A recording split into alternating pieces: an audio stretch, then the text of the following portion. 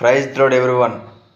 ఈరోజు దేవుని వాగ్దానం మొదటి పేతురు రాసిన గ్రంథము 3వ అధ్యాయము 9వ వచనాన్ని నేను చదువుతున్నా. ఆశీర్వాదముకు వారసుడగుటకు మీరు పిలువబడుతురు గనుక కీడుకు ప్రతి కీడైను దోషణకు ప్రతి దోషణను చేయక దీవించండి. దేవుడు మనల్ని ఎందుకు పిలుచున్నాడంటే ఆశీర్వదించడానికి పిలిచాడు. మనము ఆదికాండం 12వ అధ్యాయం చూస్తాం. అబ్రహాముని దేవుడు పిలిచాడు. పిలిచినప్పుడు అన్నాడు, నిశ్చయముగా నేను ఆశీర్వదిస్తానన్నాడు, నీ సంతానాన్ని ఆశీర్వదిస్తా అన్నాడు. అంటే దేవుడు మనల్ని ఎందుకు పిలిచాడురా అని అంటే నిన్ను ఆశీర్వదించడానికి. అయితే మనం ఏం చేయాలి? ఇక్కడ కింద వచ్చిన రాయబడి ఉంది, మీరు పిలువబడుతురు కనుక కీడుకు ప్రతి కీడైను దోషులకు ప్రతి దోషను చేయుక దీవించండి.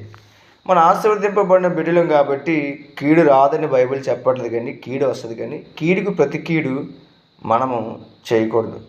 యేసు ప్రభు సిలువలో ఎలాడుతున్నప్పుడు, సిలువలో ఆయన ఎలాడుతూ ఆయన అనేకమైన వారు అపహసిస్తూ ఉన్నప్పుడు ఒక మాట అన్నాడు, తండ్రి వీరు ఏం చేస్తున్నారు, వీరు ఎలాగ కాబట్టి వీరిని క్షమించండి. ఏం చేస్తాం తెలియదే వాళ్ళకి. నీతిమంతుని యేసు ప్రభుని అన్యాయంగా సిలువ వేశారు. అబద్ధాల మోపి మనుషుల్ని ప్రేరేపించి ఆయన ఏం చేశారని అన్యాయం తీర్పు తీర్చి ఆయన సిలువ వేస్తే ఆయన ఏమంటున్నాడు, తండ్రి వీరేం చేస్తున్నారో వీరు ఎదగరు కాబట్టి వీరిని క్షమించండి. ఈరోజు అటువంటి మనసు మనకు కూడా ఉండాలి. అటువంటి మనసు మనకు కూడా ఉన్నట్లయితే నువ్వు ఆశీర్వదింపబడడానికి పిలువబడినావు కాబట్టి దేవుడు ఖచ్చితంగా ఆశీర్వదిస్తాడు.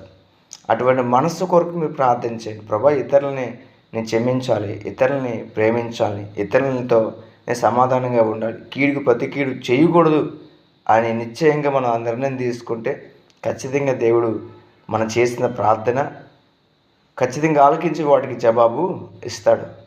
దేవుడి మాటలు దీవించును గాక. ఆమేన్.